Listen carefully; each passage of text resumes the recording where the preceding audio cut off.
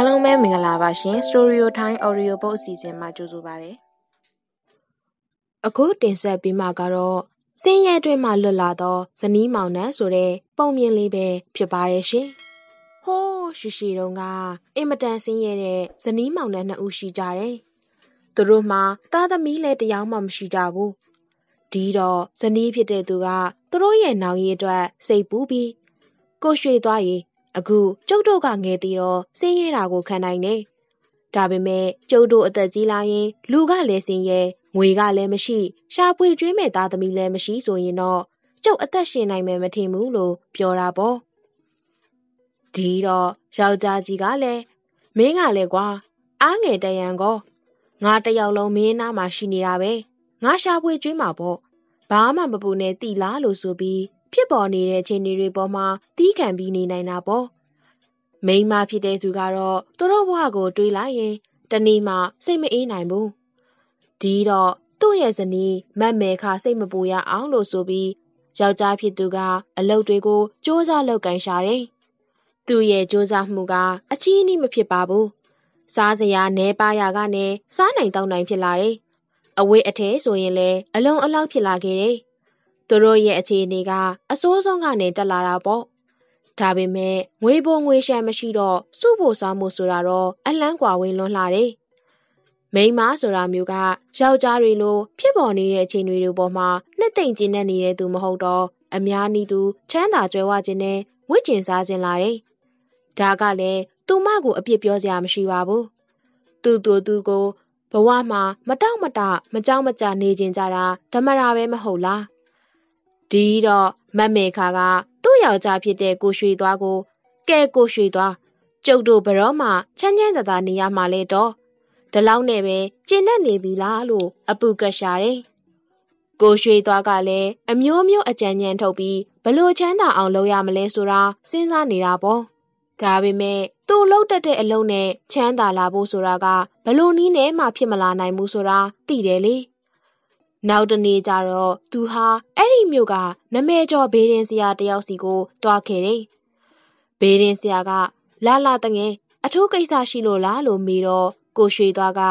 အထူးကိစ္စရဲ့လို့တော့မဟုတ်ပါဘူး။ကျွန်တော်အနေနဲ့ဘရော့များကံကောင်းပြီးတော့ချမ်းသာလာမလဲဆိုတာသိကျင်လို့ပါ။ဒါကြောင့်ကျွန်တော်ဇာတာလေးတွက်ပေးစမ်းပါဆရာရဲ့လို့ပြောတာပေါ့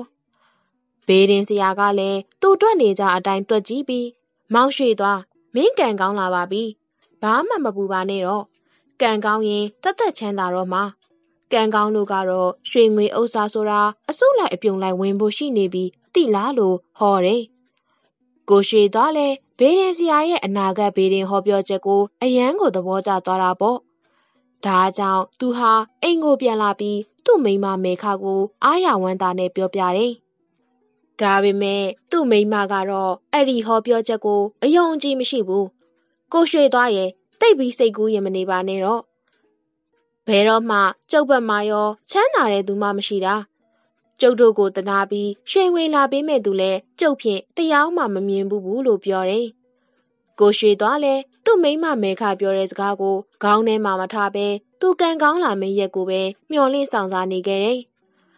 တညက်နေတော့သူဟာအလောက်ပြီးလို့အိမ်ကိုပြန်လာတော့လမ်းတဝက်လောက်ရောက်တဲ့အခါခက်လန်းကအယောင်တစ်ဖြက်တောက်နေတဲ့အရာတစ်ခုကိုတွေ့လိုက်ရတယ်။ပြေးပြီးအဲ့ဒီအယောင်တောက်နေတဲ့ပေါ်မှာသူ့ဝတ်ထားတဲ့အင်ကြီးကိုချွတ်ပြီးတော့အုပ်လိုက်တယ်။နောက်တနေ့မနက်သူ့အလုပ်စင်တော့အဲ့ဒီလမ်းကဖြတ်သွားတဲ့အခါသူ့အုပ်ထားခဲ့တဲ့နေရာကိုအသေးချာကြည့်လိုက်တာပေါ့။သူ့ရဲ့အင်ကြီးစားကတွင်းဝတစ်ခုမှရောက်နေတာကိုတွေ့လိုက်ရတယ်။ဒါနဲ့ကိုရွှေသွားဟာအဲ့ဒီတွင်းဝကိုအသေးအချာအမှတ်သားလုပ်ပြီးတော့ထားခဲ့တယ်။ဒီလိုနဲ့ကိုရွှေသွားဟာပျော်ရွှင်နေတဲ့မျက်နှာနဲ့မိုးမမြင်လေးမမြင်ဖြစ်နေတာဆိုတော့လမ်းတနေရာမှာထောင်နေတဲ့အုတ်ခဲကျိုးကိုခလုတ်တိုင်းမိပြီးခြေထောက်ကွဲသွားခဲ့တယ်။ခြေထောက်ကွဲတဲ့နေရာကအယမ်းကိုနားနေတာနဲ့အဲ့ဒီနေ့ကသူ့အလုပ်ကောင်းကောင်းမလုပ်နိုင်ပဲအိမ်ကိုပြန်လာခဲ့ရတယ်။အိမ်ကိုရောက်တော့ဧည့်သည်တယောက်ကသူ့ကိုစောင့်နေတာကိုတွေ့လိုက်ရတယ်။ဒီတော့သူကလည်းလမ်းမှာတွေ့ခဲ့တဲ့ထူးဆန်းတဲ့အကျိုးအကြောင်းကိုဧည့်သည်ကိုပြောပြလိုက်တာပေါ့။ဦးလေးပြောတာငါသူသဘောပေါက်လို့ရောပေါ့။ဒီတော့မင်းအဲ့ဒီတွင်းကိုတွားတူးကြည့်။ဘာလို့လဲဆိုတော့ဦးလေးခြေထောက်ကအယမ်းနာနေတော့ထမလိုက်နိုင်တော့ဘူး တကယ်လို့ရွှေတွေ့ငွေတွေ့မင်းနဲ့ဦးလေးတယောက်တစ်ဝက်စီခွဲယူကြမယ်ဟုတ်ပြီလားလို့ပြောတယ်ကိုရွှေသွားကခြေထောက်နာနေတာကြောင့်ဧည့်သည်ကိုပဲသွားတူးခိုင်းလိုက်တယ်သူကတော့ဧည့်သည်ပြန်လာမယ့်အချိန်ကိုပဲစောင့်နေခဲ့တာပေါ့ဒါနဲ့ဧည့်သည်လူငယ်ကလည်းကိုရွှေသွားပြောတဲ့နေရာကိုတူရင်တစ်ချောင်းနဲ့သွားတူပါတယ်တူရင်နဲ့စင့်အိုးတစ်လုံးကိုတွေးလိုက်ရတယ်ဧည့်သည်လူငယ်လည်းအရန်ကိုပျော်ရွှင်သွားပြီးဝမ်းသာအားရစင့်အိုးအဖုံးကိုဖွင့်ကြည့်တော့အိုးထဲမှာရွှေလည်းမရှိငွေလည်းမရှိပဲရေတွေပဲအပြည့်ရှိနေခဲ့တယ်သူကစိတ်မပြတ်ပဲနဲ့စင့်အိုးကြီးကိုထမ်းပြီးကိုရွှေသွားတို့အိမ်ကိုပြန်လာတာပေါ့ဧည့်သည်ရဲ့စိတ်ထဲကရွှေတွေ့ငွေတွေ့ဘာမှမပေးဘဲနဲ့အကုန်ယူပြီးထွက်ပြေးဖို့စိတ်ကူးထားတာအခုတော့ဘာမှမတွေ့ပဲစင့်အိုးတစ်လုံးပဲတွေ့ပြီးစင့်အိုးကိုထမ်းပြီးအိမ်ကိုပြန်လာခဲ့တယ်ဧည့်သည်လူငယ်အိမ်ပြန်လာတဲ့အချိန်ကညတော်တော်မှောင်နေပြီဖြစ်တယ်ဆိုတော့သူ့ထမ်းလာတဲ့စင့်အိုးကြီးကိုရွှေသွားတို့ဇနီးမောင်နှံကမမြင်ဘူးပေါ့ကိုရွှေသွားကဧည့်သည်လူငယ်ပြန်လာတာကိုတွေ့တာနဲ့လူကလေးဘာတွေ့ခဲ့သလဲဦးလေးကိုမြန်ပြောစမ်းပါလို့စိတ်အားထက်သန်တဲ့လေသံနဲ့ပြောလိုက်တယ်မတ်မေခါကလည်းကြားကျင်လို့အနားကိုတိုးလာခဲ့တာပေါ့ဧည့်သည်လူငယ်ကလည်းအလကားပါဦးလေးရာဘာမှလည်းမတွေ့ခဲ့ပါဘူးကျုပ်ဖြင့်တူးလို့မောတာပဲအဖက်တင်နေလို့ပြန်ပြောတယ်ကိုရွှေသွားလဲဟေးအထင်နဲ့အမြင်ကတခြားစီဖြစ်သွားတာပေါ့ဟုတ်လားမဲခရေဧည့်သည်ကိုထမင်းခူးကျွေးလိုက်ပါကွာသူခမစာနေရောဘောလို့ဆိုတယ်ကိုရွှေသွားနဲ့မတ်မေခါတို့လင်မယားနှစ်ယောက်ကစိတ်ကောင်းရှိတဲ့သူတွေဆိုတော့ဧည့်သည်ပြောတဲ့စကားကိုယုံကြည်ကြပြီးထမင်းတောင်မှခုခတ်ကျွေးလိုက်ကြသေးတယ်မိုးကလည်းချုပ်နေပြီဆိုတော့ဧည့်သည်လူငယ်လည်းကိုရွှေသွားတို့အိမ်မှာပဲတညအိတ်ခွင့်တောင်းလိုက်တာပေါ့သူ့ရဲ့စိတ်ထဲကသူ့သာကံကောင်းရင်ဒီအိုးတွေကရွှေတွေငွေတွေထက်လာနိုင်တယ်လို့ထင်လို့ပဲဒါကြောင့်သူဟာတညလုံးအိတ်မပျော်ပဲသူယူလာတဲ့စင်အိုကြီးကိုချောင်းကြည့်ရတာအမောဖြစ်နေခဲ့တယ်မနက်မိုးလင်းကနေလို့အိုးထဲကိုကြည့်လိုက်တဲ့အခါမှာလဲသူယူလာခဲ့စဉ်ကအတိုင်းအိုးထဲမှာရေတွေကိုပဲတွေ့လိုက်ရတယ်ဒီတော့ဧည့်သည်လူငယ်လည်းစိတ်ဆိုးဆိုးနဲ့ရေတွေကိုတွန်းပစ်ခဲ့ပြီးအိမ်ကနေတိတ်တဆိတ်ထွက်ခွာသွားခဲ့တယ်။မနက်မိုးလင်းလို့အိမ်ယာကနိုးလာတဲ့အခါကိုရွှေသွားလဲဧည့်သည်လူငယ်အိမ်နေတဲ့နေရာကိုလာကြည့်တာပေါ့။ဧည့်သည်မရှိတော့ဘဲနဲ့ဧည့်သည်အိမ်နေတဲ့နေရာဘေးမှာအယောင်တလက်နဲ့ရွှေတုံးရွှေခဲငွေတုံးငွေခဲတွေကိုတွေ့လိုက်ရတယ်။ကိုရွှေသွားကလည်းဧည့်သည်သူ့ကိုပြောတော့ကဘာမှမတွေ့ဘူးလို့ပြောပြီးအခုတော့ဧည့်သည်အိတ်တဲ့အိယာဘေးကရွှေတုံးရွှေခဲငွေတုံးငွေခဲတွေကိုတွေ့တော့ဧည့်သည်ထွက်သွားတဲ့လမ်းကိုပြေးလိုက်သွားတာပေါ့ဒါပေမဲ့ကိုရွှေသွားခြေထောက်ကနားနေတော့ဧည့်သည်ကိုမမိဘူးကိုရွှေသွားနောက်ကနေလိုက်လာတာကိုတွေ့တဲ့ဧည့်သည်ကလည်းအိယာဘေးကိုရေတွေတွန်းပစ်ခဲ့တာသိလို့အိမ်ရှင်စီဆိုးပြီးလိုက်လာတာဆိုပြီးဖနှောက်နဲ့တင်မှာတသားတဲ့ကြအောင်လို့ပြေးတော့တာပေါ့ဒါနဲ့ကိုရွှေသွားလဲလိုက်လို့မမီတာနဲ့မောနဲ့ပဲအိမ်ကိုပြန်လာခဲ့တယ်။လင်မယားနှစ်ယောက်သာရွှေတုံးရွှေခဲငွေတုံးငွေခဲတွေကိုကောက်ယူပြီးတချို့တဝက်ကိုရောင်းချလိုက်တယ်။ရလာတဲ့ငွေကြေးတွေကများပြားတာကြောင့်ကိုရွှေသွားနဲ့မတ်မေခါတို့လင်မယားဟာချက်ချင်းပဲချမ်းသာသာနဲ့တစ်သက်လုံးနေထိုင်သွားခဲ့ကြတယ်။သူတို့အပေါ်မှာစိတ်ကောင်းမရှိတဲ့ဧည့်သည်လူငယ်ကတော့ဒီအကြောင်းတွေကိုဘာမှမသိကြတော့ဘူးပေါ့။ကိုရွှေသွားနဲ့မတ်မေခါတို့ဟာစိတ်ထားဖြူစင်ကောင်းမွန်ကြတဲ့သူတွေဖြစ်တာကြောင့်လှန်ထမ်းလာတာကိုမြင်ရတယ်။ကန်ထမ်းလာတာကိုမမြင်ရဘူးဆိုတဲ့စကားကိုကြားဘူးမှာပေါ့။စိတ်ထားကောင်းကောင်းထားတော့ကန်ကောင်းလာတဲ့အခါစီးပွားဥစ္စာတွေကဒီရေအလားနဲ့တိုးပွားလာခဲ့ကြတယ်။ဒါကြောင့်ကိုရွှေသွားလို့လဲကန်ကိုတအားမယုံဘူးနဲ့မတ်မေခါလို့လဲနေရာတကာမှာအစိုးမမြင်တတ်ဖို့တော့လိုတယ်။နောက်ပြီးဧည့်သည်လူငယ်လို့လဲဝိသမလောဘခေါ်တဲ့မမျှတဲ့စိတ်အလိုကြီးတဲ့စိတ်ကြောင့်သူဘာတစ်ခုမှရမသွားဘူးဆိုတာကိုတော့သတိပြုကြရမှာပေါ့ကွယ်အခုတင်ဆက်ပြီးမှကတော့နရွက်ရှင်မင်းသားလေးဆိုတဲ့ပုံမြင်လေးပဲဖြစ်ပါရဲ့ရှင်လွန်ခဲ့တဲ့နှစ်ပေါင်းများစွာကကြီးမားကျယ်ဝန်းတဲ့တိုင်းပြည်တစ်ပြည်ကိုစိုးမိုးအုပ်ချုပ်တဲ့ဘုရင်ကြီးတစ်ပါးရှိခဲ့တယ်ဘုရင်ကြီးမှာကိုယ်ပိုင်မြေယာတွေမြောက်များစွာရှိပြီးအဲ့ဒီလုပ်ငန်းတွေကနှစ်စဉ်အခွင့်ငွေတွေအမျက်ငွေတွေအများအများရရှိခဲ့တယ်။တနေ့တော့ဘုရင်ကြီးထံကိုနရွက်အရွှေကြီးနဲ့မင်းသားလေးတစ်ပါးအခစားဝင်လာပြီးဘ ဘရင်ကြီးရဲ့မြေကွက်တွေမှာလဲရအလုံလောက်ကန်ရင်လောက်ကန်ခါကိုထိုမြေကွက်မှထွက်သမျှသီးနှံတွေမှဝေစုခွဲပေးဖို့တောင်းဆိုခဲ့တယ်။ဘရင်ကြီးကလည်းသဘောတူပြီးတော့လောက်ကန်ခွင့်ပြုလိုက်တာပေါ့။နေရွက်အရှိကြီးနဲ့မင်းသားလေးမှလည်းသူရတဲ့မြေယာကွက်မှာအလုတ်တွေကိုနေညမနာအပြင်းထန်လောက်ကန်တာကြောင့်သူ့မြေယာမှထွက်တဲ့သီးနှံတွေကအခြားသူ15ယောက်လောက်လုပ်တဲ့လေယာထွက်ကုန်သီးနှံတွေနဲ့တန်မိုးညီမျှနေခဲ့တယ်။တနေ့တော့ဘရင်ကြီးဟာသူ့ရဲ့လေယာတွေကိုလှည့်လည်ကြည့်ရှုရင်မင်းသားလေးနေထိုင်တဲ့မြေယာကွက်စီကိုရောက်ရှိလာခဲ့တယ်။ဘရင်ကြီးလည်းမင်းသားလေးရဲ့မြေကွက်အတွင်းကအလွန်အများပြားလာစွာသောသီးနှံတွေကိုမြင်လိုက်ရတော့နှစ်ထောင်းအားရဖြစ်ပြီးသဘောကျနေတာပေါ့။မင်းသားလေးကအရှင်မင်းကြီးကျွန်ုပ်အားဤသီးနှံများထဲမှကျွန်ုပ်အတွက်ဝေစုများပေးသနာတော်မူပါလို့တောင်းဆိုတဲ့အခါမင်းကြီးကဝေစုကိုမပေးလိုတာကြောင့်တင့်အတွက်ဝေစုကိုတင့်ခန္ဓာကိုမနိုင်သလောက်တည်သွားပါလို့ပြောဆိုခဲ့တယ်။ဒီတော့မင်းသားလေးလည်းဘရင်ကြီးကိုစိုက်ကြည့်ပြီးတော့ပြုံးလိုက်က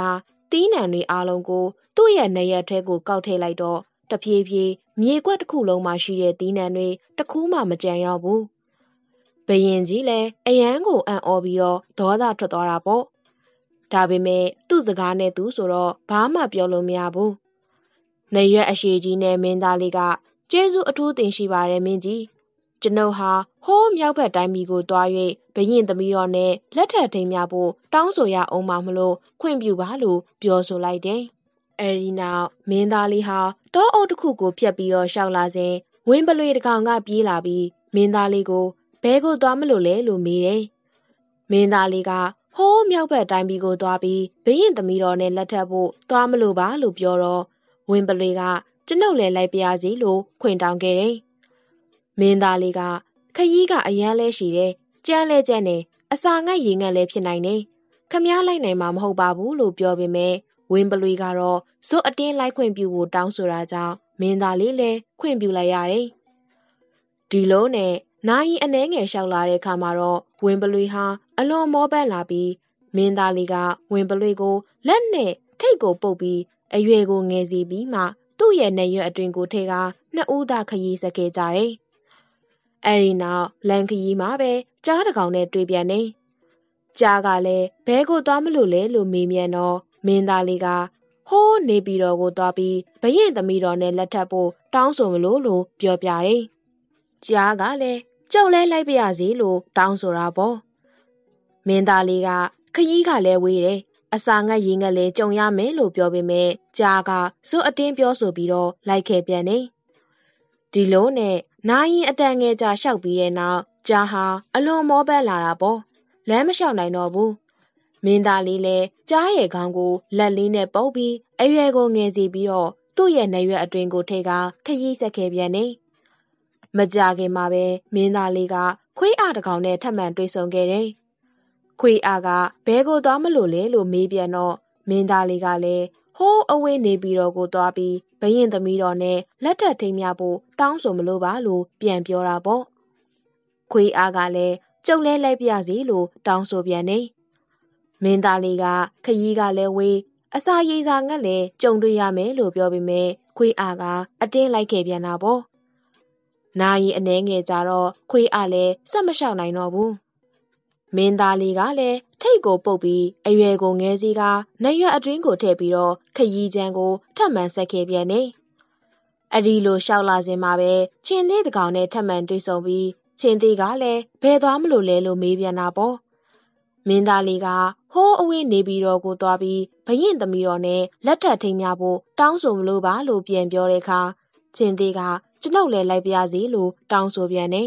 ။မင်းသားလေးကခရီးကလည်းဝေးကျန်းကလည်းကျန်းအစာငတ်ရေငတ်လည်းကြုံရမယ်လို့ပြောပေမဲ့ချင်းသေးကြီးကလည်းလိုက်ခဲ့တာပေါ့။မကြခင်မှာပဲချင်းသေးကြီးလည်းအလွန်မောပန်းလာပြီးတော့လမ်းဆက်မလျှောက်နိုင်တာကြောင့်မင်းသားလေးကထိတ်ကိုပုတ်ပြီးအရွယ်ကိုငယ်စီပြီးတော့နေရွက်အတွင်းကိုထည့်လိုက်တယ်။ဒီလိုနဲ့နေပြည်တော်ကိုရောက်ရှိလာပြီးဘရင်နဲ့တွေ့ခွင့်တောင်းတဲ့အခါဘရင်ကမင်းသားကိုရှေ့တော်ကိုအခစားဝင်စေခဲ့တယ်။အဲဒီနောက်ဘရင်ကြီးကမောင်မင်းဘလို့အကြောင်းကြောင့်ကျုပ်တို့နေပြည်တော်ကိုရောက်ရှိလာတာလဲ။မောင်မင်းနာမည်ဘလို့ခေါ်တယ်လဲလို့မေးတော့မင်းသားလေးက ကျွန်တော်ကိုလူအများကနရွက်ရွှေမင်းသားလေးလို့ခေါ်ကြပါတယ်။ကျွန်တော်မျိုးဟာအရှင်မင်းကြီးရဲ့သမီးတော်ကိုလက်ထပ်ထိမ်းမြခြင်းလို့လာရောက်တောင်းရမ်းခြင်းဖြစ်ပါတယ်လို့ပြန်လည်ဖြေကြားလိုက်တာပေါ့။မင်းသားလေးရဲ့စကားကိုကြားတော့ဘယင်ကြီးလည်းအယမ်းကိုဒေါသထွက်သွားပြီးရာရာဆဆမင်းလိုအင်္ဂါမပြည့်စုံတဲ့လူကများငါသမီးကိုကြံစီဝန့်သေးတယ်။ဟဲ့ရဲမက်တို့ဒီလိုအသင့်ရဲလွန်တဲ့မင်းသားကိုမှတ်လောက်သားလောက်သွားအောင်လို့လှောင်အိမ်ထဲထည့်ထားလိုက်စမ်းလို့အမိန်ပေးလိုက်တာပေါ့။ရဲမက်တွေကလည်းနရွက်ရွှေမင်းသားလေးကိုအတင်းဖမ်းချုပ်ပြီးတော့လှောင်အိမ်ထဲမှာထည့်ထားလိုက်တယ်။ဘဲလှောင်အိမ်ထဲမှာဘဲတွေကရာထောင်မကရှိနေပြီးဘဲတွေအညစ်အကြေးစွန့်ထားတဲ့အနံ့သက်တွေကလည်းအလွန်ပြင်းထန်လာတာကြောင့်မင်းသားလေးလည်းစိတ်ဆိုးသွားတာပေါ့။ဒါနဲ့မင်းသားလေးက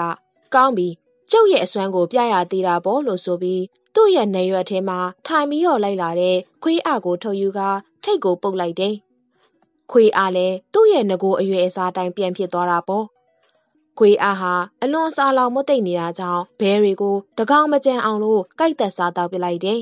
။အဲ့ဒီအကြောင်းကိုဘယင်ကြီးကြားတဲ့အခါမှာတော့အလွန်ဒေါသထွက်ပြီးအဲ့ဒီမင်းသားစုပ်ကိုနွားလောင်အိမ်ထဲထည့်လိုက်ကြ။အဲ့ဒီလိုအမိန်ပြီးတော့နရွက်ရွှေမင်းသားလေးလည်းနွားလောင်အိမ်ထဲကိုရောက်သွားပြန်တာပေါ့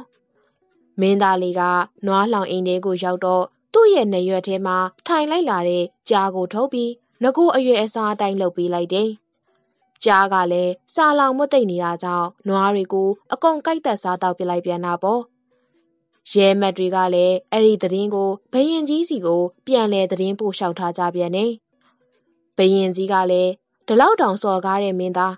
မြင်းစိုးတွေထားတဲ့မြင်းဆောင်ထဲမှာသူ့ကိုထည့်ထားလိုက်ကြမြင်းတွေရဲ့ခွာအောက်မှာဒီကောင်ပြားပြားဝတ်သေးတာကိုငါမြင်ကျင်တယ်လို့အမိန်ပေးလိုက်ပြန်တယ်ရဲမက်တွေကလည်းမင်းသားလေးကိုဖမ်းပြီးတော့မြင်းစိုးတွေထားတဲ့မြင်းဆောင်ထဲမှာထားလိုက်ပြန်တာပေါ့ဒါပေမဲ့မင်းသားလေးကဝင်းပလွေကိုနရွက်ထဲကနေထုတ်လိုက်ပြီးသူ့ရဲ့ငကိုအရွယ်အစားတိုင်းပြန်လုပ်တဲ့အခါဝင်းပလွေလည်းအလွန်စားလောင်နေတာကြောင့်မြင်းတွေကိုတကောင်မှမကြံအောင်လို့တတ်စားလိုက်ပြန်တယ်မြင်းတွေအားလုံးတေဆုံးသွားတဲ့အကြောင်းရဲမက်တွေကဘယင်ကြီးကိုပြန်လျှောက်တင်ကြတာပေါ့ဒီအခါမှာတော့ဘယင်ကြီးကဒီမင်းသားကိုငါကိုယ်တိုင်အပြစ်ပေးမယ်လို့ဆိုပြီးမင်းသားလေးစီကိုလိုက်သွားခဲ့တယ်ဘယင်ကြီးဟာမင်းသားလေးစီကိုရောက်တော့မင်းသားလေးကပထမဆုံးနရွက်ထဲကချင်းသေးကိုထုတ်ယူလိုက်ပြီးသူ့ရဲ့ငကိုအရွယ်အစားတိုင်းလွှတ်ပေးလိုက်တယ်စားလောင်မသိမ့်နေတဲ့ချင်းသေးကြီးလည်းခုန်ထွက်လာပြီးတော့ဟိမ့်ဟောက်လိုက်တာပေါ့မူးမတ်ကိုရန်တော်အဆောက်အအုံတွေလည်းကြောက်ရွံ့ခြင်းနဲ့ဘယင်ကြီးကိုထားပစ်ပြီးကိုလို့ယုံသွားကြတယ်။ဘယင်ကြီးမှလည်းကြောက်ရွံ့စိတ်တွေတုန်လှုပ်နေပြီးနေရွက်ရှင်မင်းသားလေးကိုဦးညို့ဝတ်တွားစွာနဲ့အိုးမြင့်မြတ်ကြီးမြတ်လာတော်မင်းသားလေးကျွန်ုပ်ရဲ့တပည့်တော်ကိုလက်ထပ်ထိမ်းများပြီးကျွန်ုပ်နှင့်တကွကျွန်ုပ်ဤတိုင်းသူပြည်သားအပေါင်းကိုအသက်ချမ်းသာခွင့်ပေးပါလို့တောင်းပန်ပါတော့တယ်။ဒီလိုနဲ့တိတ်မကြခင်မှာပဲခမ်းနားကြီးကျယ်လာတဲ့လက်ထက်မင်္ဂလာပွဲကြီးကိုကျင်းပကြတယ်။အဲ့ဒီလက်ထက်မင်္ဂလာပွဲမှာဝင်းပလွေကြားခွေးအချင်းသိအပါဝင်တိုင်းသူပြည်သားအများအပြားကိုတက်ရောက်ပါဝင်ပြီးကခုံတီဆိုစေခဲ့တယ်။ဒီလိုနဲ့နေရွက်ရှင်မင်းသားလေးနဲ့မင်းသမီးလေးတို့ဟာသူတို့ရဲ့မိတ်ဆွေ၄ဦးနဲ့အတူဘဝတစ်လျှောက်လုံးပျော်ရွှင်ချမ်းမြေ့စွာနဲ့နေထိုင်သွားကြပါတော့တဲ့ကွယ်။အခုတင်ဆက်ပြီးမှကတော့ရွှေရောင်ငှက်ငယ်နဲ့မြောက်ယုံမဆိုတဲ့ပုံမြင်လေးပဲဖြစ်ပါတယ်ရှင်။တခါတုန်းကဟိမွေနာတော်ရင်တနေရာမှာရွှေရောင်ငှက်ကလေးတစ်ကောင်ကလှပပြီးမိုးလုံလီလုံးအတိုက်ကလေးဆောက်လောက်ကတစ်ပင်တွင်ပေါ်မှာနေထိုင်ခဲ့တယ်။တခုသောမိုးရာသီကာလမှာတော့မိုးစင်ဆက်မပြတ်ရွာသွန်းတဲ့အခါရွှေရောင်ငှက်ကလေးရဲ့အတိုက်အနီးမှာနေထိုင်တဲ့မြောက်တစ်ကောင်လည်းအလွန်ချမ်းနေတာပေါ့။ရွှေရောင်ငှက်ကလေးကစင်ဆက်မပြတ်ရွာသွန်းနေတဲ့မိုးရေထဲမှာအလွန်ချမ်းနေတာကြောင့်တုန်တုန်လှုပ်လှုပ်ဖြစ်နေတဲ့မြောက်ကိုမြင်တော့အိုးကိုမြောက်ညိုတင်းရဲ့ဦးခေါင်းခြေလက်တွေဟာလူတွေနဲ့မခြားနာလှပါဘူးဒီလိုဖြစ်ပါလျက်တင်းမှာဘာကြောင့်လူတွေလိုမျိုးနေစရာအိမ်မရှိတာလဲလို့ပြောလေတယ်မြောက်ညိုကလည်းအိုးရွှေရငှက်ငယ်ငါရဲ့ဦးခေါင်းခြေလက်တွေဟာလူတွေနဲ့မခြားနာတော့မှန်ပါတယ်ဒါပေမဲ့ငါမှာလူတွေလိုဖန်တီးတတ်တဲ့အသိဉာဏ်အတတ်ပညာမရှိပါဘူးဒါကြောင့်ငါမှာလူတွေလိုမျိုးနေစရာအိမ်မရှိခြင်းဖြစ်ပါတယ်လို့ပြန်ပြောတာပေါ့အဲဒီလိုမြောက်ကပြန်ပြောတဲ့အခါရွှေရောင်ငှက်ကလေးကအိုးကိုမြောက်ညို စိတ်မတီးကြည်သူပေါ့တန်သောစိတ်ရှိသောသူသည်အဆွေခင်မွန်းကိုအမြဲပြစ်မှားတတ်ပြီးကိုကျင့်သီလလည်းမရှိသူမျိုးဖြစ်တဲ့၍ထိုသူမျိုးဟာချမ်းသာစွာနေရလေမရှိဘူးလို့ကြားနာမှတ်သားရပူပါတယ်။ကိုမြောက်ညိုတင့်ရဲ့အစွမ်းစားကိုပြစမ်းပါကိုကျင့်သီလရှိသူဖြစ်အောင်လို့နေစမ်းပါရာသီဥတုဒဏ်ကိုခံနိုင်တဲ့အိမ်ကိုစောက်လုပ်စမ်းပါလို့ဆိုလေတယ်။အဲဒီလိုရွှေရောင်ငတ်ငယ်ကမြောက်ကိုစေတနာထားပြီးပြောတာကိုမြောက်ကသူ့ကိုနှိမ့်ချပြောတယ်လို့မှတ်ထင်ပြီးရွှေရောင်ငှက်ကလေးကိုဖျက်ဆီးဖို့ရွှေရောင်ငှက်ကလေးရဲ့အတိုက်ကိုပြေးတက်လာတာပေါ့ရွှေရောင်ငှက်ကလေးကလည်းမြောက်တက်လာတာကိုမြင်တာနဲ့သူ့ရဲ့ဘေးရန်ကဝေးရာကိုပြန်တန်းသွားခဲ့တယ်မြောက်ယုံမှာကတော့ရွှေရောင်ငှက်ကလေးကိုဖမ်းမမိတဲ့အခါရွှေရောင်ငှက်ကလေးရဲ့အတိုက်ကိုပဲဖျက်ဆီးပစ်လိုက်ပါတော့တဲ့ကွယ်ပုံမြင်လေးကတော့ဒီနေရာမှာပဲပြီးဆုံးသွားပါပြီရှင်နားဆင်ပေးကြတဲ့ပရိသတ်များအားလုံးမင်္ဂလာရှိသောနေ့ရက်များကိုပိုင်ဆိုင်နိုင်ကြပါစေရှင်